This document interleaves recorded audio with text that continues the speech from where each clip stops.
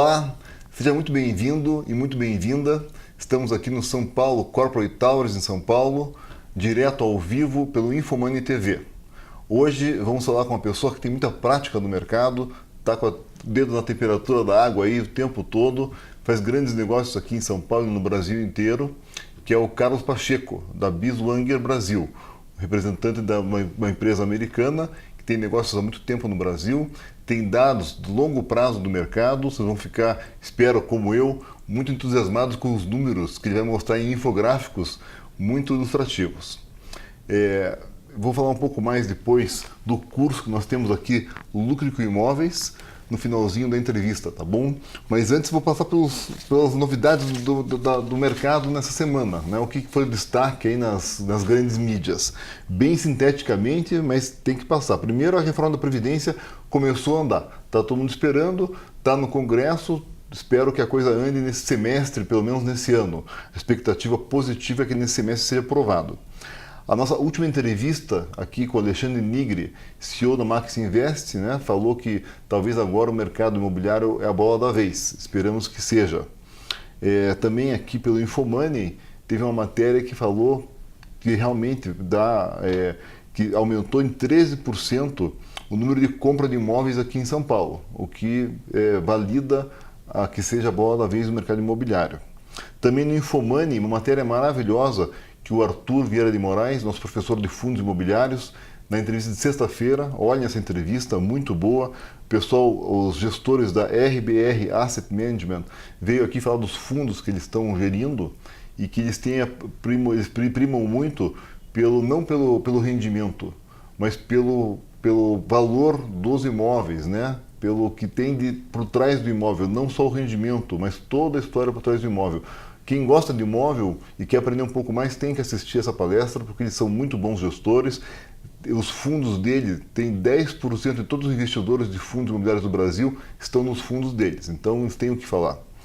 Também no Clube FI, uma outra matéria maravilhosa, que o João Pádua, o Thiago Otucci entrevistaram a Rio Bravo, com o fundo deles que chama-se RB Educacional.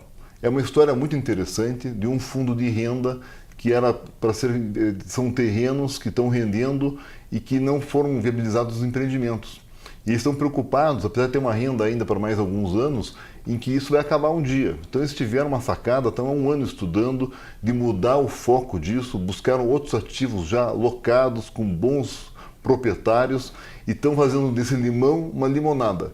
Que é assim que se faz valor, se cria valor vendo um problema e achando uma solução para ele. São visionários nisso, estão com uma sacada muito boa, espero que tenham muito sucesso e é imperdível essa matéria também. Outras matérias saíram, falando rapidamente, que de financiamento foram quase 100 bilhões de financiamento ano passado, poupança mais fundo de garantia. Na parte da poupança, que é o mercado que não é Minha Casa Minha Vida, o banco que mais financiou foi o Bradesco com 15 bilhões, a Caixa em seguida com 13, o Itaú com 12, Santander com 10, o Banco do Brasil com 5 bilhões, isso tudo somado dá quase os 60 bilhões aí que foram financiados com poupança. A expectativa é que cresça um pouco mais esse ano. Ainda sobrou 100 bilhões que eles tinham para financiar e não emprestaram esse dinheiro porque não tinha quem comprasse imóvel, pelas perspectivas do Brasil não estarem tão positivas, então sobrou dinheiro para ser emprestado por falta de demanda de compradores. A Folha passou também que houve uma frustração na venda de imóveis públicos. A União tinha 567 imóveis para vender, conseguiu vender apenas 39, gerando só 43 milhões, não bilhões, de receita. Basicamente o que aconteceu? Esses imóveis estão em muito mau estado, a gestão não foi tão boa e os imóveis não foram vendidos. Então é uma grande oportunidade aí para se fazer um fundo imobiliário ou alguma outra veículo para se colocar esses imóveis no mercado, serem retrofitados, ajustados, arrumados e ter uma boa serventia ao mercado. Aí exemplo disso São Paulo, que o estado de São Paulo fez um fundo imobiliário que vai para a bolsa agora em março, né? Avaliado aí 1 bilhão total desses imóveis, eles esperam levantar pelo menos 300 milhões com a venda desses imóveis. Esperamos que seja bem sucedido para que esse exemplo seja copiado por outros estados, municípios e a própria União. Um dado muito importante também sobre a hotelaria, a Nobile, uma empresa nova de 11 anos, já é a terceira maior empresa hoteleira do Brasil e está abrindo agora no Peru, no Chile, no Paraguai, né? São mais de 50 empreendimentos, somos amigos dos donos ali, tanto do Roberto Bertino, que é o CEO, quanto do Rafael Mena, que é o CFO. Eles estão convidados, estamos agendando aí já para que eles venham aqui nos contar como que em 11 anos se faz uma empresa de tanto sucesso. No meio dessa crise toda que estamos passando, né? Tem que ressaltar isso. Outro item importante, né, é o Minha Casa Minha Vida faixa 1, esse que depende muito do subsídio do governo, não está andando. Tem um total, não só de Minha Casa Minha Vida, tem 4.000 obras paradas no Brasil, uma boa parte desses de baixa renda. Então a solução não é esperar de um país que não tem dinheiro, que está com déficit, financiar Minha Casa Minha Vida para quem não tem dinheiro para pagar também. Uma das soluções de sucesso no mundo chama First Home, dos Estados Unidos, que você, em vez de vender para essas pessoas, você aluga, é o aluguel social. Já tem exemplos aqui em São Paulo, tem no Curitiba, tem em Porto Alegre, tudo ainda planos pilotos, cada um com um modelo bem pequeno, nada ainda sustentável, mas nos Estados Unidos esse projeto deu certo, já tiraram 80 mil pessoas das ruas. Finalmente, um dado importante é o Guilherme Benchimol, que é o nosso CEO aqui da XP, sempre é muito perguntado como que eu trabalho na XP. Então tem uma oportunidade, você que quer trabalhar na XP, hoje tem as inscrições do X-Day, X-Day, que vai até 5 de março. Quem quiser procura o link ou me manda uma mensagem, meu site é ricardoreis.me, me manda uma mensagem ou pelo Facebook ou qualquer outra rede social que eu passo para você o link. Isso tudo colocado, meus amigos, vamos entrevistar o nosso querido amigo aqui, o Carlos Pacheco. O Carlos Pacheco ele é diretor da Biswanger Brasil. Foi CEO da Deal Working por 11 anos, tem grande experiência no mercado, trabalhou na Jones Lang LaSalle, entre outras empresas, trabalhou em bancos de investimento durante uma carreira muito longa e bem sucedida, é economista da USP. Carlos, seja muito bem-vindo. Como é que está você? Muito obrigado, Ricardo. Como é que vai? Tudo bem? Prazer tê-lo aqui. Ótimo, muito obrigado. Será um prazer. Vamos ver aí, vamos falar sobre esse mercado que está mudando agora. Sim, exatamente isso. Você é uma pessoa que está com muita experiência fazendo negócios tanto para fundos de investimento, grandes investidores, né? Sim. E consegue ter uma noção clara do que está acontecendo, né? Isso. Tanto aqui em São Paulo, Rio de Janeiro, no Exato. Brasil todo, Exatamente. Muito focado em escritórios, mas também em outros mercados. Exatamente. Como que você vê esse Brasil? Qual é o ciclo que nós estamos depois dessa eleição? Como é que está indo a coisa? Olha, a expectativa é bastante favorável. Acho que desde a eleição a expectativa está muito boa. Então a gente já vê que as taxas de locação, os valores de locação já estão subindo, a expectativa de crescimento muito grande, já nota uma demanda por parte das empresas, um aumento dessa demanda por escritórios, galpões, lojas em shopping. Eu acho que é um momento positivo. Obviamente nada ainda aconteceu, né? Sim, as expectativas estão melhorando, né? Mas então, ainda não está. A água não chegou, choveu na serra, a água não chegou ainda aqui. Exatamente, aqui embaixo, muito bom essa definição. Tá. Mas eu acho que um momento bastante favorável para crescimento, para investimentos, vamos dizer assim. A gente nota, acho que tanto o pequeno investidor quanto o grande investidor, eles estão buscando alternativas. Certo. E eu vejo, se continuarmos nesse ritmo, que vai ser um ano muito bom, não só para o país, mas para o mercado também imobiliário particularmente. A gente vai ver teus números, eu fiquei muito bem impressionado com teus números, né? Sim. Você tem números muito consistentes aí do mercado, Sim. uma longa série histórica, né? Exato. Com várias segmentações em relação a preço, vacância e Sim, tudo sim, mais. sim. Vamos olhar com detalhes, mas a tua visão, queria pegar a tua visão maior. Então Muito você obrigado. vê que o Brasil está indo positivo. E São Paulo é a locomotiva, e os outros, como é que está o São Paulo comparado com as outras partes do Brasil? Eu acho que São Paulo concentra, o estado de São Paulo e particularmente a cidade de São Paulo, ele concentra os grandes investimentos imobiliários. Em termos de mercado, investimento em escritórios, por conta da situação, da particularidade do mercado do Rio de Janeiro, o mercado paulista, o mercado da cidade de São Paulo, ele é mais dinâmico, tem mais setores que tomam áreas. Então, ele é um setor que é uma cidade que já está em crescimento. Particularmente, é um mercado maior e que concentra os maiores investimentos, né, em termos de escritório. Assim, São Paulo tem essa peculiaridade, né? Você perde o inquilino, que às vezes é de saúde, mas tem o do banco. Você perde o do banco, tem uma de propriedades. Né? Então, você tem esse mix que poucas cidades no Brasil tem isso. Somos né? um país do setor de serviços hoje, né? O setor industrial, ele é uma parcela menor do PIB hoje, alguma coisa em torno de 20%. Pode ser que melhore isso com a retomada da economia, mas é um país de serviços e São Paulo tem diversos setores que comandam, particularmente o setor industrial, mas tem o setor financeiro, mas tem outros setores que demandam muitas áreas também e levam a que ocorram muitos investimentos. Porque mesmo a pessoa que investe em agronegócio, vamos dizer que ela está fazendo do mundo, né? O Brasil, quem está lá no Nordeste ou está no Centro-Oeste, o escritório central é em São Paulo, ou o dinheiro está em São Paulo. Então, aí por isso que tem essa demanda tão grande para os escritórios de bom padrão, né, que pagam o melhor aluguel do Brasil todo, disparado a diferença, né, em relação a outros lugares. E aqui também é onde o investidor, ao avaliar o período de um investimento, 10 anos, às vezes mais, é mais fácil você assumir uma premissa de reposição de um inquilino numa eventualidade de perder, né?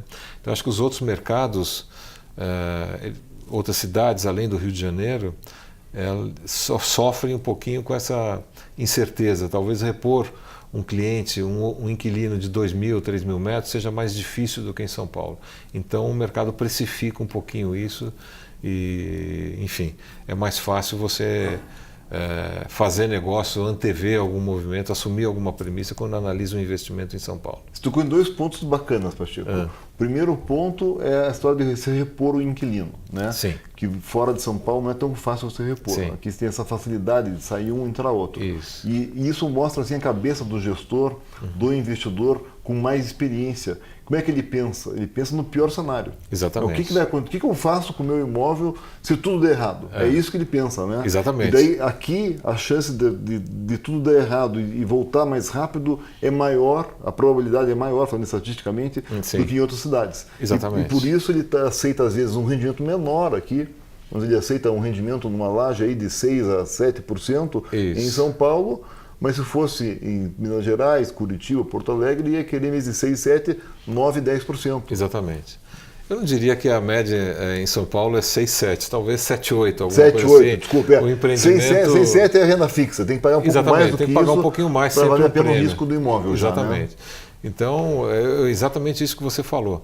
Primeiro, pela diversidade de empresas de diversos setores.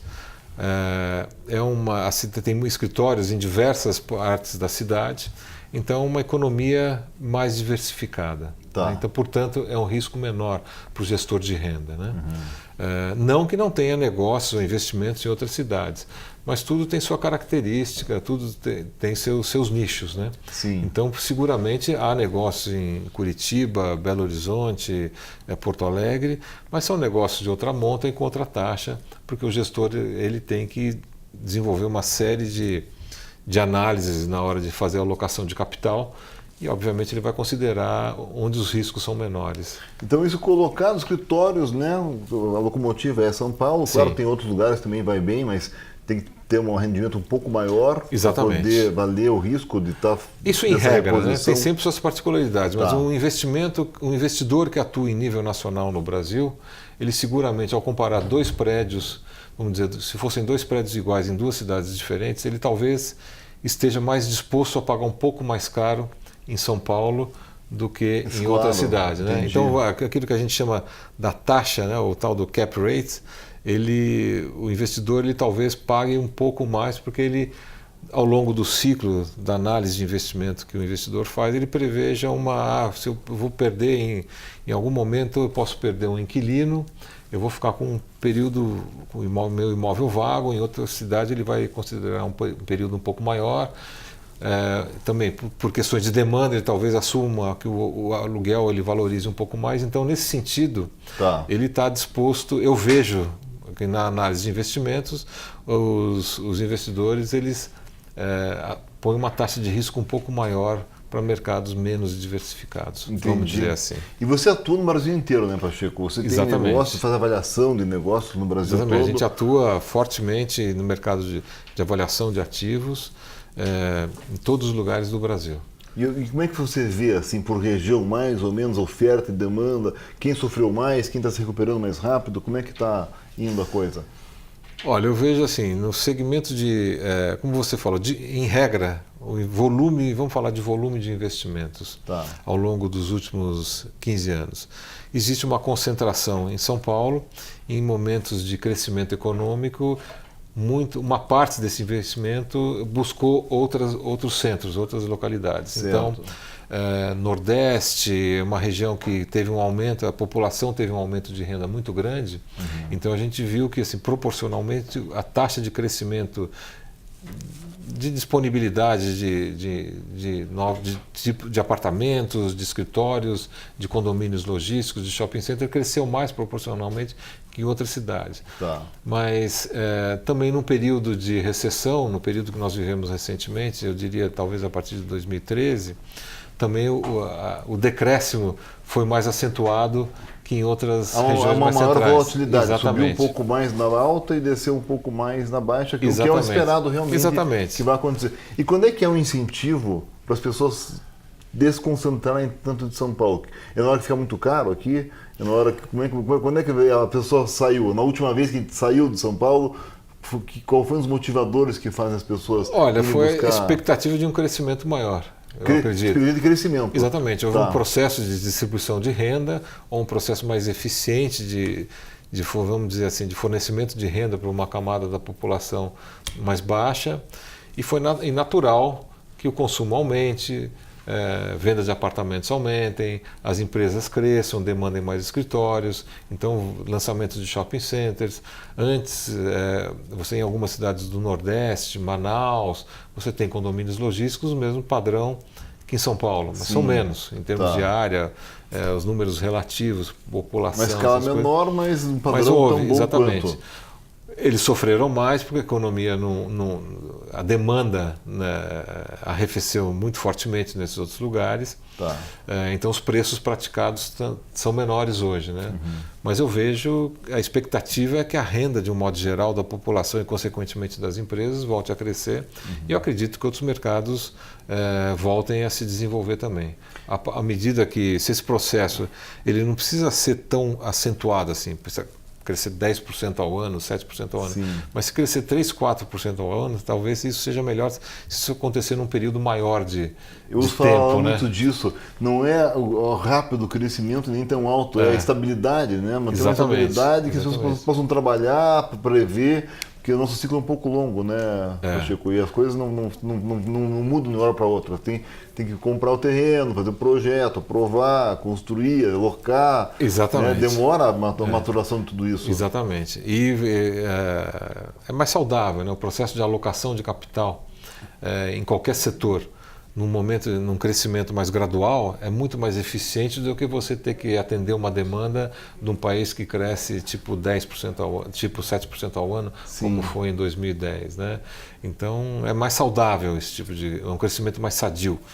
E o Centro-Oeste, a gente falou um pouco do Nordeste, um pouco do Norte, né? O Centro-Oeste... Como está indo? Que a nossa... Lá é a fazenda mesmo. Lá agora, é a fazenda, né? lá é o celeiro, acho que nem mais do Brasil, mas do mundo, né? Sim. Então uma fronteira agrícola que se expandiu muito, um grande polo gerador de renda. Eu vejo Mato Grosso, Goiás, um crescimento da renda do setor de agronegócio muito grande, eleva o potencial de consumo da população nessas regiões. Eu vejo sou bastante otimista com relação a isso. E que negócios que geram lá? Muito negócio voltado à agropecuária, então ao agronegócio. Alocação de capital, as empresas querendo romper essa fronteira, aumentar a produtividade, investimento em maquinário, né? Então isso é um processo de distribuição de renda, de irrigação da renda, e algumas cidades crescem bastante. A gente vê já algumas cidades com shopping centers, polos industriais para pequena e média indústria. eu acho que são regiões, essas regiões mais secundárias, que devem crescer mais do que a média nacional. E o setor de agronegócio, muito influenciado pelo dólar e por demanda externa, acho que vai se beneficiar muito, principalmente se houver um investimento em infraestrutura no país, que eu acho que é um dos focos desse novo governo. Os militares são bons nisso, né? Tem bastante militar no governo, lá em planejamento eles... Pelo menos eles são organizados. E daí então as terras, como mercado imobiliário, as terras devem estar se valorizando bastante lá. Então, sim, né? Com certeza. Eu não acompanho muito esse mercado, mas eu vejo que algumas demandas de investimento em cidades cujo foco é o setor de agronegócio. Sim. E aí no sul? Tem ido para o sul? Como é que está? Infelizmente eu tenho ido pouco para o sul. Tem que ir lá mais para o sul para ver o que está acontecendo. Tem alguns negócios acontecendo no sul grandes, tanto em mercado de corporativo, quanto galpões. Tem muito galpão em Santa Catarina. Santa Catarina impressionante como... O setor indústria mecânica muito forte, né? Tem um polo logístico considerável. Também é um mercado em termos de unidades residenciais também forte. Curitiba também é uma cidade grande, uma cidade num nível de renda bastante razoável. Eu acho que essas cidades do sul tendem a se beneficiar mais do que a média nacional em termos de recuperação de renda.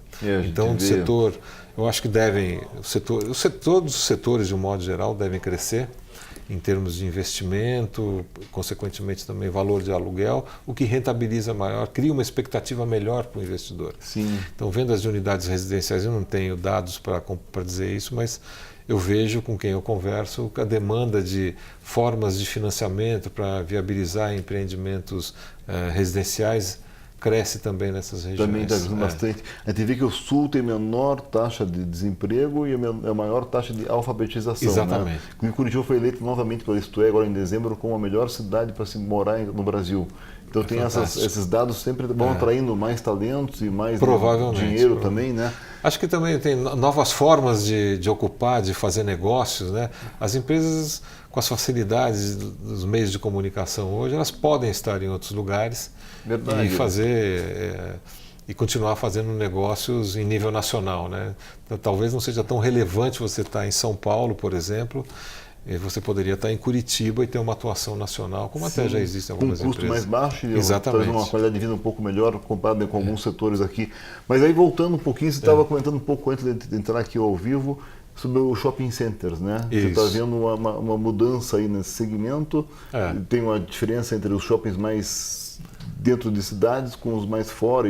Exatamente. Como que você está vendo Talvez isso? Os shoppings em regiões consolidadas, em, vamos dizer, grandes centros como São Paulo e Rio, eles têm uma função ou uma característica. Então, a população de alta renda, mais concentrada nesses centros, tende a consumir nesses centros já estabelecidos. O que aconteceu é que, no outro período de expansão, vamos dizer, a partir de 2007, 2008, vários shoppings surgiram em outras regiões, né?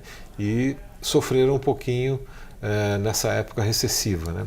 E o que está acontecendo também, o que a gente nota, não só em termos de shopping center, mas principalmente em shoppings, é que existe uma nova forma de comprar, né? Então, muita compra online, o crescimento do comércio online no ano passado no Brasil foi muito grande, em termos percentuais, em termos de volume também. Então, eu acho que alguns shoppings, não só em diversos locais, vão passar por uma diversificação um pouquinho. Tem que encontrar um novo nicho de atuação, talvez mais como um centro de lazer ou um ponto de encontro. Provavelmente não serão mais centros de compra tradicionais como a gente viu olhando para trás para os últimos anos. Aí. Eles vão desenvolver uma nova vocação, eu acho.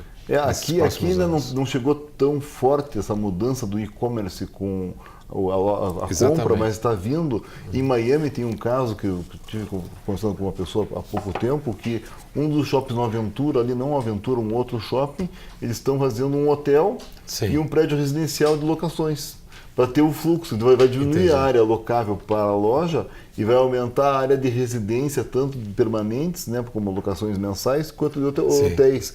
E com isso traz um fluxo para poder aproveitar aquele centro. Aí ficou um centro menor do comercial, mas continua com o foco comercial agora com mix mais residencial, coisa que era meio impensável há pouco tempo atrás, né, Pacheco? A gente nota também o crescimento de áreas de alimentação, com restaurantes temáticos, centros de lazer.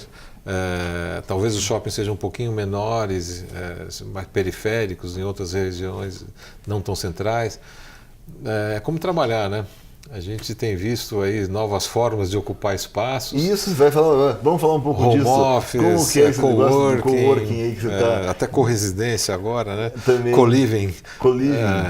É um setor, a gente vai ver depois aí na Vamos apresentação. entrar nos números aqui para começar a ver os números. A gente já vê que as empresas de coworking já têm um... Matheus, podemos colocar aqui no ar, beleza? Ó, tá aqui, é o relatório do mercado de escritórios de São Paulo, do quarto trimestre de 2018. Então é recentíssimo, está quentinho aqui. Essa é uma publicação que a gente faz, um resumo dos dados que a gente tem de mercado. A gente publica uma fotografia do momento e para onde ele deve seguir. Muito completos. É o momento baseado no histórico, né, apontando uma tendência. Tem vários slides. Quais que eu acho que são os melhores para te mostrar aqui? Olha, esse é um relatório, só uma explicaçãozinha, que mostra o acompanhamento do mercado de escritórios de alto padrão. As lajes corporativas, os prédios mais modernos e as principais regiões. São 4 milhões de metros quadrados, são quase 300 edifícios e esse é o mercado que mais demanda, vamos dizer, atenção de investidores, né? Sim, os grandes investidores, fundos de investimento, o family office está focado aqui nesse produto, porque são os melhores inquilinos com o menor risco de crédito, né, de inadimplência. E normalmente são empreendimentos pensados para gerar renda para o proprietário dele, tá? Então tá focado em renda. Aí você vai dizendo para nós quais são os gráficos esse que você estoque, né? Isso aqui é só para mostrar como é que se distribui esse mercado. Eles são, ali eu não estou enxergando o número lá em cima à esquerda, aqui um pouquinho. São 247 prédios, quase 4 milhões de metros quadrados. Então são esses os grandes empreendimentos, os prédios de classe A mais e A, ou os triple A's que se chamam aqui no Brasil. Esse é o que mais se busca, né? São os principais, concentram a maior fatia de investimentos. Então, existente nessa barra aqui alta é o que mais tem, em construção muito pouco, em projeto muito pouco. Ou seja, veio de uma alta, veio de uma super oferta praticamente, com o mercado crescendo muito pouco, o pessoal não se animou a construir coisas novas. Exatamente. Né? Eles estão se animando agora. Estão se animando agora. Nessa fase. O que chama atenção nesse slide é que a gente vê que o volume de prédios em construção, a reposição do estoque, ela é pequena. Então a gente pode entrar, provavelmente, tudo correndo bem, a economia brasileira deve entrar num período de crescimento, vai aumentar a demanda por escritórios e talvez não tenha o estoque necessário para ser absorvido. Aí o que acontece? Aluguel sobe. Sobe o preço. Então está voltando o pêndulo para os proprietários, né? Exatamente. Para quem é o dono, que vai poder recuperar os aluguéis, que vai ver logo em seguida que caíram bastante nos últimos anos. Os últimos anos sinalizou assim que o preço do aluguel ele não remunerava o investimento, ou seja, sinalizava um valor de metro quadrado abaixo do custo de reposição. Então, é um mercado que foi bastante favorável, vamos dizer assim, de 2012 a meados de 2018, bastante favorável para o inquilino. Por isso, poucas construções, porque não havia incentivo para a construção.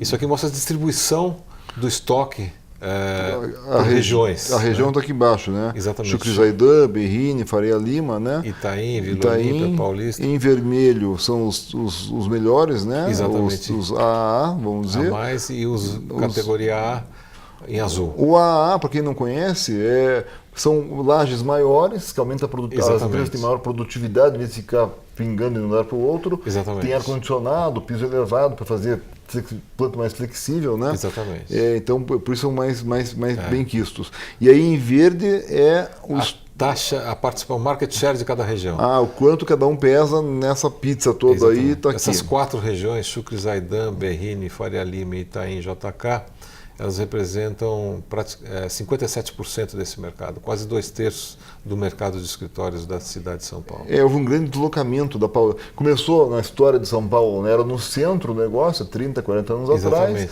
passou para Paulista, 20 anos atrás, e depois desceu para Marginal, para Faria Lima, que é a continuação da Berrini, e daí desceu para Marginal, Berrini e tal, passando, e agora ele está indo, eu diria, Onde há mais disponibilidade de terrenos para incorporação de prédios comerciais desse tipo é mais para a região sul da cidade de São Paulo. Então está crescendo para onde tem terreno. Está crescendo para onde tem terreno e disponibilidade. Qual mais você vai mostrar aqui? Aqui também mostra de novo a evolução. A torre azul mostra o volume de metros quadrados entregue em cada ano e em verde o que deve ser entregue nos próximos anos.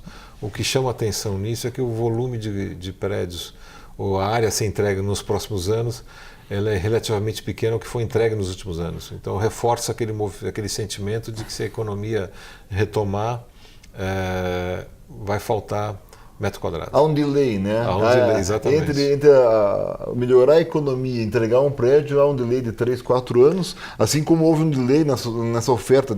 Aqui dá para acompanhar rapidamente né, o crescimento da entrega, e daí a economia piorou, e daí vai secando, até secar demora, porque mesmo piorando a economia, você tem que acabar o prédio, tem que entregar o prédio, fica o prédio um pouco mais vazio, a vacância fica um pouco mais alta durante um tempo, aí ninguém quer fazer prédio novo, né? Mas aí vamos continuar então. Aí, oferta e demanda.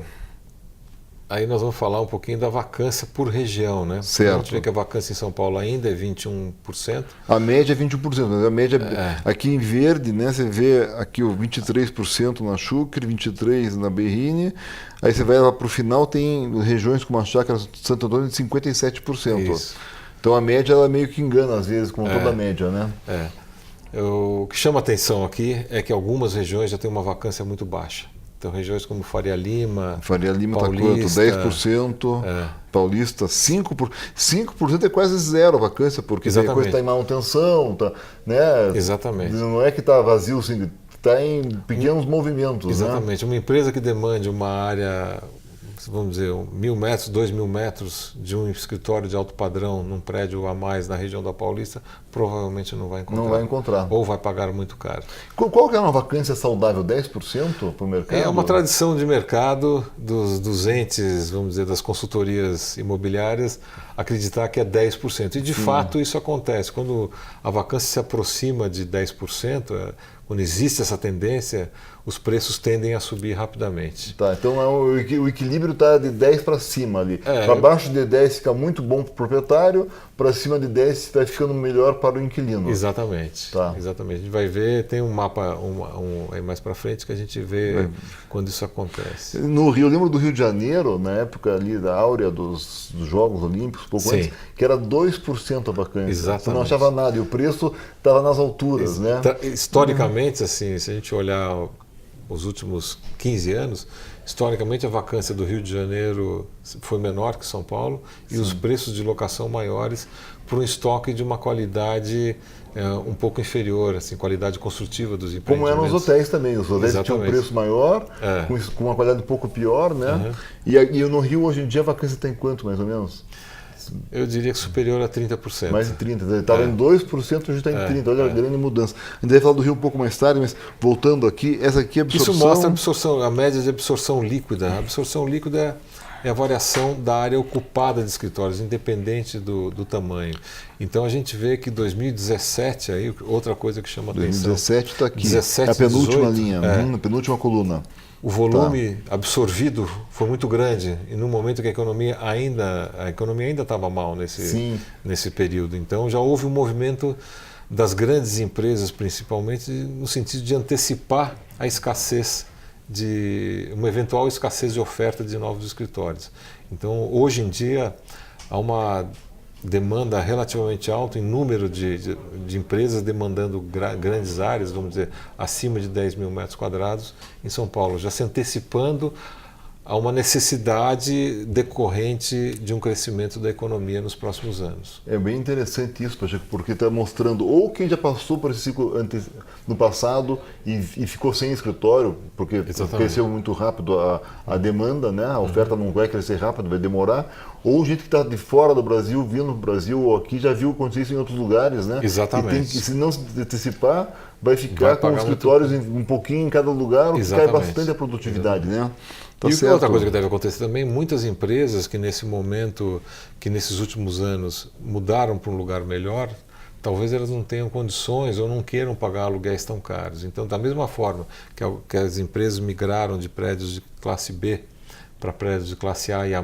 O Flight to Quality, chamado. Flight to Quality, tá? Eu acho que devem, em alguma medida, empresas devam buscar algum nicho de empresa, preços menores. Com espaço disponível, exatamente, né? Exatamente. Certo.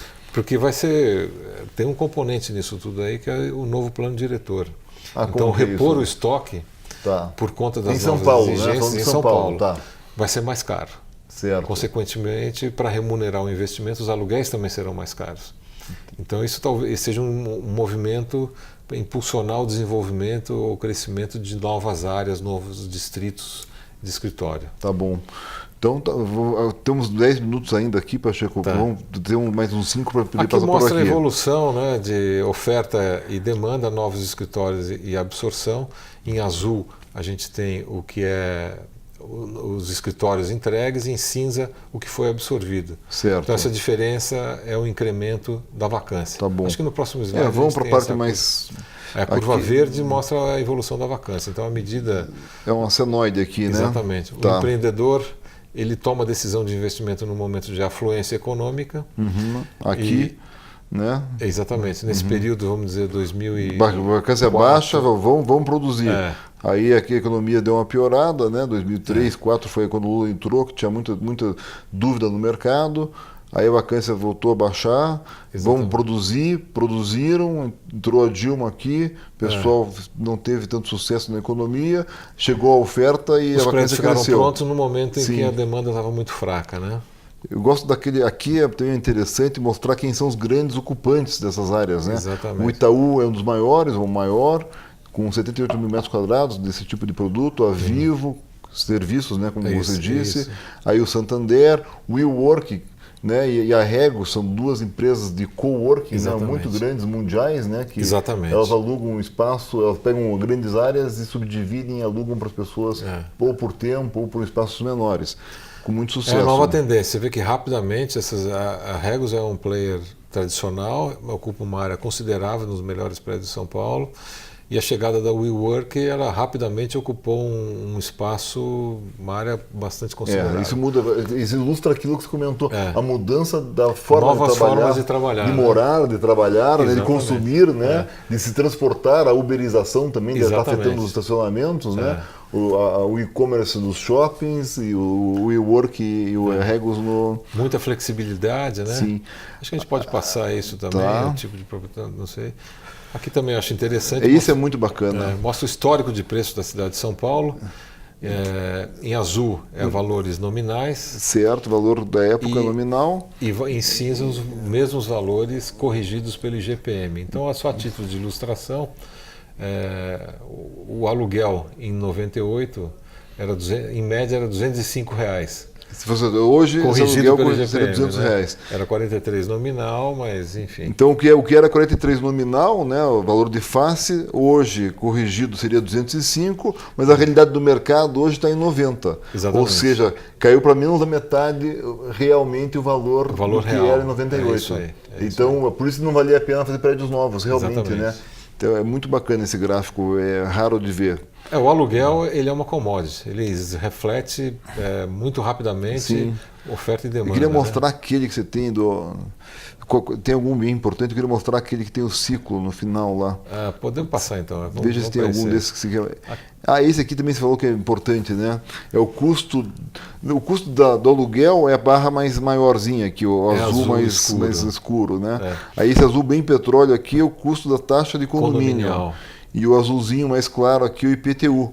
Aí você vê que mais ou menos 30% do custo total de uma empresa é IPTU e condomínio. Exatamente. Uma empresa, quando ela faz uma análise de uma mudança para uma nova área, um novo espaço, ela considera o custo de ocupação. Então, além do valor de locação, ela leva em consideração o custo condominial e o IPTU. Então, à medida que o IPTU é uma variável exógena, a prefeitura determina o valor do IPTU, o inquilino paga, o proprietário paga, não tem como negociar isso. Agora, uma coisa que houve nesse período recente, jogaram muitos esforços no sentido de reduzir, de tornar mais eficientes os custos condominiais, porque isso come uma parte da remuneração, come uma parte do aluguel. Um custo condominial muito caro, ele reduz a parte de remuneração do aluguel, que é a remuneração do investimento. E aí que né? vem esses esforços em investimentos em tornar o prédio sustentável. Tanto construir o prédio sustentável, ou fazer um retrofit para isso. Exatamente. Para baixar o custo de energia, de água, né? Para poder baixar esse custo total de, e aumentar um pouquinho o aluguel, o retorno real do investimento. Exatamente. Porque a taxa de economia não dá dinheiro para quase ninguém, né? Aí vamos, estoque futuro, eu queria ver aquela estoque futuro muito baixo. Isso aqui mostra, a gente já falou sobre isso, mostra que o volume de prédios a serem entregues nos próximos 3 anos é muito pequeno. Para um eventual vamos demanda. mostrar aqui, eu quero mostrar o teu gráfico aqui a taxa, o retorno do investimento. Os cap rates, né? Os cap rates, uma ligeira queda. Era 10% com juros mais altos, hoje está perto de 8,5%, que é 2% acima da renda fixa. Exatamente. Que é o que se espera para correr o risco de imóvel, né? Tem que pagar mais do que um título do governo, que tem menor risco, né? Isso, exatamente. E agora eu queria mostrar passar, isso é o detalhamento de cada operação. Essa que eu queria mostrar, isso eu acho muito bacana. É o ciclo, né, Pacheco? Explica um pouquinho para a gente o que você está vendo aqui. Olha, dá para ver bem aí o momento que nós estamos. Eu posicionei a bolinha vermelha, que é onde o mercado paulista, o mercado da cidade de São Paulo está. Eu já noto uma recuperação de preços, um aumento de valores de locação em algumas regiões. A gente já vê algumas grandes empresas tomando mais áreas, algumas transações assim acima de 15 mil metros acontecendo. Então, eu acho que já é uma realidade a recuperação de preços de locação em São Paulo. Excelente. Isso mostra bem claramente, a gente fala bastante do ciclo, até vamos comentar um pouquinho do livro e do curso. O ciclo é o começo do curso, porque quem consegue ver o ciclo consegue saber para que lado está o pêndulo, para o comprador ou para o vendedor, e nessa fase consegue tomar um melhor risco ou fazer um melhor investimento. Tomar uma decisão mais embasada de mudança ou não. Pacheco, tu acha que tem algo mais importante aqui? Não, e aqui mostra se a gente mantiver um volume de absorção anual próximo da média histórica, vai faltar escritório. A vacância vai chegar a 7%. O resumo é isso, quer dizer, se continuar nesse, vai faltar, vai subir o preço, né? Exatamente. Excelente, Pacheco. Então, acho que conseguimos completar aqui, voltamos já aqui. Obrigado, Matheus. Muito boa a conversa, como eu esperava, os dados excelentes, os gráficos também, Pacheco. E se fosse deixar aqui um recado, né, para o nosso telespectador, para o nosso quem está assistindo aqui na câmera, qual é o recado que você deixa ao nosso investidor? Não tenha pressa para realizar seus investimentos. Faça como os grandes investidores, se você não é um grande investidor. Se você é um investidor de fundo imobiliário, um pequeno investidor em outro tipo de ativo, as coisas devem melhorar. Pesquise bastante, faça como os grandes investidores. Pesquise muito, analise diversas alternativas e procure tomar as melhores decisões. Investir, tomar uma decisão de investimento, vamos chamar assim, alocar capital, não é uma tarefa fácil. Você pode ser gestor de recursos de terceiros ou gestor dos próximos recursos, demanda bastante tempo para tomar uma decisão que seja correta de acordo com seus objetivos. Falou a voz da experiência, aqui uma experiência muito grande, né? No mercado todo, de muito tempo, com grandes negócios realizados, que conhece e está cotidianamente falando com grandes investidores e gestores, que tem isso, passa para tomar uma decisão importante, passa por muitos negócios. Exatamente. Né? Não é no primeiro que veja bem o que você quer, se você quer renda, qual tipo de empreendimento, local, se você quer lucro, enfim, tem outras premissas. Analise a qualidade do gestor, diversifique seu portfólio. Investidor grande ou pequeno, acho que isso são os princípios de boa gestão de recursos. Excelente, é um recado muito importante. O meu recado, eu agradeço, né, Pacheco? Mas o meu recado leia o livro. Leia o livro. Quem quiser ler de graça o livro, tem um e-book gratuito aqui no Infomoney, infomani.com.br, e-books gratuitos. Quem não tem tempo, não gosta de ler ou quer ouvir o livro fazendo outra atividade, né, fazendo esteira, tá no trânsito, entre no curso infomani.com.br, cursos, lá embaixo rolando um pouquinho tem cursos Lucre com Imóveis, e lá você vai ver mais sobre o mercado, sobre o ciclo que tanto vimos na prática. Aqui tem a teoria do ciclo, tem vários casos, 37 tipos de negócios diferentes para você ver rapidamente. É um livro muito fácil de ler, um curso muito fácil de entender também, e com um pequeno investimento de R$450 ou 12 de 45, você consegue ter acesso a esse conteúdo que eu espero que você tenha proveito para a vida inteira. E se não gostar, devolve o dinheiro. Tem uma garantia de satisfação. Então, tomara que você goste, né? Mas se não gostar, tem o dinheiro de volta. Esse é o nosso recado. E o resumo do livro, que é o meu recado final de sempre, que está aqui atrás, as pessoas e os negócios vêm e vão, mas os imóveis ficam. E se bem geridos, garantindo renda e patrimônio por gerações. Esse é o nosso recado final. A gente agradece imensamente aqui a vinda do Pacheco. Desejo uma ótima semana para você. Semana que vem estaremos aqui, Pacheco.